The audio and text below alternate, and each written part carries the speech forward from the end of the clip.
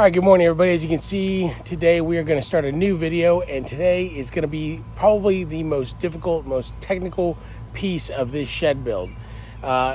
Physically, what we just did, which was to put up all the walls and all the sheathing and all that stuff, that was probably the most physically challenging, but this one's going to be the most technical from an understanding of how the rafters are going to work.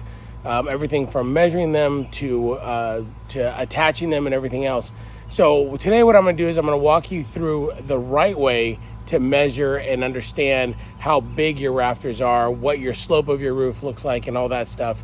But then I'm going to show you how I'm going to do it, which is going to be an easier way for a couple reasons. Number one, I don't do this every day. This is not what I do for a living. I understand construction principles. I've done construction in the past when I was a much younger man. And so I understand how all of it works. But the thing is, I'll be honest with you, I looked at a bunch of videos just to understand how to make the rafters and how to do them from a measurement standpoint. And it's just really technical, and you have to understand a lot of different things. And I'll show you how the calculations work from a general standpoint. But if I was doing this for a living, I did this every day, then I would say you need to figure out how to do it the right way and understand how the measurements are, either through formulas or through a framing square. But for us, we're not going to do that. We're just going to do a template, and I'm going to show you how it is that I do all that. So let's get started. All right, folks. So I know this looks really complicated, but I promise you I'll make this as simple as I possibly can to explain how we figured out what the rafter length is for my shed over there. So this is basically just a mock-up of how this works. This is all the math. Like I said, I'm going to do this as a template later, but I wanted to show you how we figured all this out. And the reason why it's important to figure this out in the beginning is because I need to know how much lumber to buy for me to make all of these rafters. And we'll talk about that in a second. So in order to figure all this out, the best way to do it is to use the Pythagorean theorem. There's also squares like this over here that you can buy that actually has all the measurements on there. You can figure all that out. But I really like this method. Now, the one thing I'm going to say, and just as a caveat for all of this, is that there are people that are way more equipped to explain how this works than I am.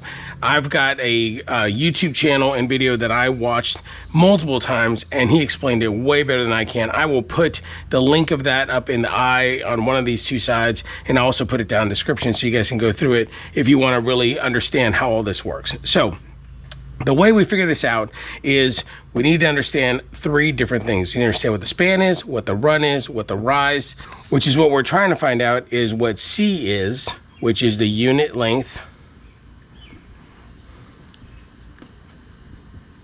which is basically what the rafter length is. And sorry that my handwriting sucks so bad. So that's what we're trying to figure out right there. So the way that we figure this out is, so we know that the span of my shed is actually 10 feet. The depth of it is actually 9 feet deep. We don't need to worry about that right now. 10 feet. To find out what the run is, it's basically pretty simple. You just divide it in half, which is 5 feet, which takes us right to where the ridge beam is going to be. And then what we want to know is what is the rise, which is for us is 2.5 feet. And that's a really simple calculation because it's basically just a ratio. So all that is saying is that for every 12 feet that you go, 12 inches that you go across on the run, you go up 6 inches. So if I'm going 5 feet across, basically divide that in half, and I have 2.5 feet. So every 12 inches, I'm going up 6 inches, on and on and on until I get to the 2.5 feet. So that leaves us with trying to figure out what the unit length is. Now that calculation is done through the Pythagorean theorem. So all the, if you were, I did it in 8th grade, I think, for geometry, but all that Pythagorean theorem does is it basically helps you figure out on any right angle triangle, you can figure out any one of the three sides if you have two of the other measurements. So in this case, we have A and we have B, which is the rise and the run. We take our calculator, which makes it super simple. And what we do is turn sideways, get all the stuff that we need. For A is actually 2.5 squared plus B, which is 5 squared, and we take the square root of that whole thing. So 2.5 squared plus 5 squared equals 31.25, and then you take the square root of that, which makes it to 5.25 and if we round it up, is 6 feet, but also approximately 5.5 foot length rafter. So why is that number important? If I'm not going to do all these calculations, the reason why this is important is because I need to know how much lumber to buy. So I bought 2x6 dimensional lumber. And since I know that I'm approximately 5.5 inches or 6 inches, I bought 12 foot lengths for my dimensional lumber. And basically what that does, I just basically cut it in half and I can use both sides of it. So 2 inches by 6 inches. The other thing I need to figure out is how much of this stuff do I need? And so if we go back over here, I know that I'm going 9 feet deep. You're technically supposed to do rafters every 24 inches. I'm doing 18 inches because the math works out perfectly. But the way that this is all gonna work is, let's say we just draw out the rest of the shed, right? Sorry, I'm messing up my stuff here. But basically, on the other side here, that is the ridge beam is gonna go across here, and then we've basically got rafters that go across there. So what we're gonna do is we're gonna build a rafter here. We're gonna do 6 of them across because it's every 18 inches, all right? And then the beauty of this is that there's 1, 2, 3, 4, 5, 6, is for every 12 foot length, I cut it in half and I can use 1 for each one of these. So that means I need 6 of them. So I'm taking these in half, I'll take 6 inches, and then I can figure out everything else. The reason why I'm not doing all of this math in order to figure things out along with the squares, because again, I don't do this for a living and I'm probably gonna mess it up. So I'm gonna do the whole templating. And the reason why it gets really complicated is because you do have a ridge beam that is actually gonna go across right here. That ridge beam is, for us, is gonna be a 2x8, but the thing to remember is that that is 1.5 inch thickness. So you've got to take that off of the account. And then we've actually got an overhang here along with a fascia board. So then you got to figure this out. And then there's also a bird's mouth that goes in here that actually hooks in. All this stuff, I'm going to just sit there and do the template on over here on the table. But again, you need to understand how long all this stuff is, but that's why I'm just gonna forego all these calculations. But I wanted to go ahead and make sure that I explained how all of this works, how all of this works. How does pitch work? How do you figure all this out? If you have any questions, feel free to hit me up in a comment or an email.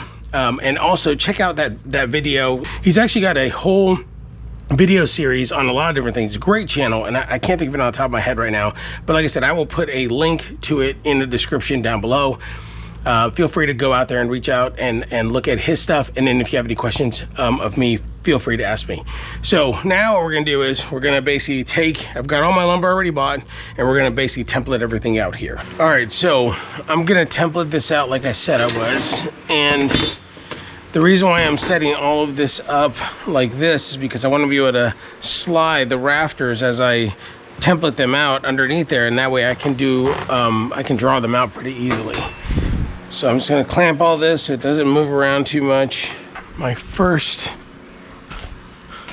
rafter here, which is a 2x6, we're gonna cut it in half. All right, so we're gonna measure out 6 feet. If we look, just to be on the safe side, to show you what I'm looking at, so I know I've got exactly what I need, just over 12 feet, which is perfect. Measure out 6 feet, sorry. Take our square.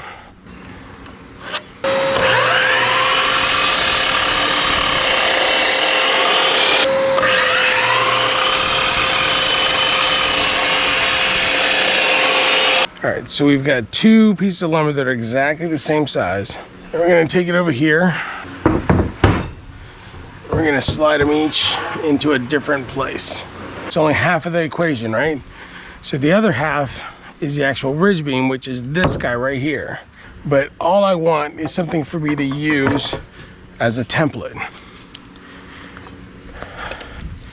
So we want to make sure we got enough so that I'm not making waste. I need 9 feet. I've got a whole foot. I'm not gonna take a whole foot. I'm gonna take just a couple inches, just so I could use it as a template. Okay, so this signifies my ridge beam. Now, a couple things we need to do here. We need to make sure we know exactly where center is and that we're measuring it directly down the middle. So let me get my tape measure. Chasing tape measures and squares and pencils all day long is my job. And I didn't explain this, but this is a mock-up of the top of my wall. It's 10 feet long, right? So that's why we have this exactly where it is right now. And the one thing I did not check is that dimensional lumber usually comes a little bit longer than you want it to be. It's not a bad thing, but you do want it to be exact, and it is exact. So we are good there. So this is 2 feet. We want the top to be 2.5 feet. So we are gonna go 6 inches right there, okay? So that is the actual top. We wanna go 3/4, which is right there in the middle, 3/4. And basically we want that to be right there in the middle. We don't want that to move. And then what we're gonna do is this piece here will be here, and then this piece will basically be here. And we have to cut that right down the middle. Now with that, we will use our framing square. And what we're looking for is common, which is because we're doing a 6/12 pitch, right? So what you do is you put this thing right there in the middle. Like that's a, you see where it says pivot? You can't see it upside down, but pivot right there. The way that we figure out this angle is you pivot from there. We go to a 6. That is right there on the top of that, lined up. This off right here. So we're gonna cut that off. That comes off of that side. This comes off of that side. So once these are lopped off, I can go there. All right. And then that will attach onto the side of this little beam right here. So let's go cut those off. Oh, and just for reference, that 6 also refers to an angle, which in this case is 25 degrees, more or less. And we can set that up right on the miter.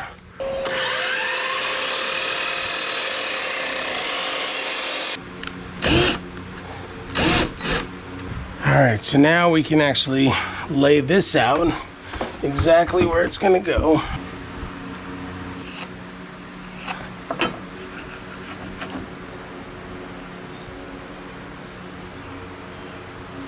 Okay, so that is my rafter layout right there. So I cut this end off, I cut the bird's mouth off, and I cut that off, and we have our rafter. And then I can take this template and make every single one of them from there, and we'll be good to go. I'm gonna use my circular saw to cut out the bird's mouth.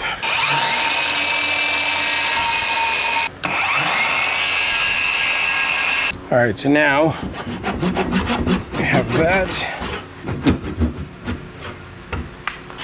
All right, so now we've got the exact mock-up. That bird's mouth will sit right there. And then, oh, geez, that scared the crap out of me. I was like, what changed? And it's because the center is off. There we go. Whoo, man, that scared me. That did not feel good. Okay, bird's mouth, there. And there. So that is my rafter. Now we'll take this rafter and we will make a template, use it as a template on here. We'll make all of our cuts and we're off and running. All right, so now we take this guy, we transfer everything over here.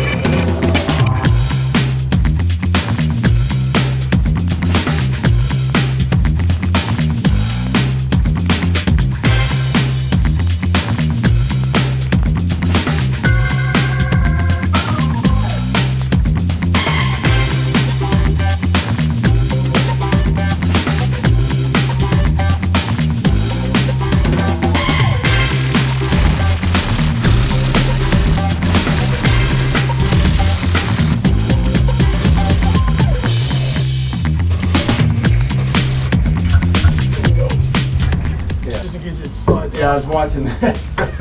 There it is. There's a ridge beam. Half of my life is chasing down pencils.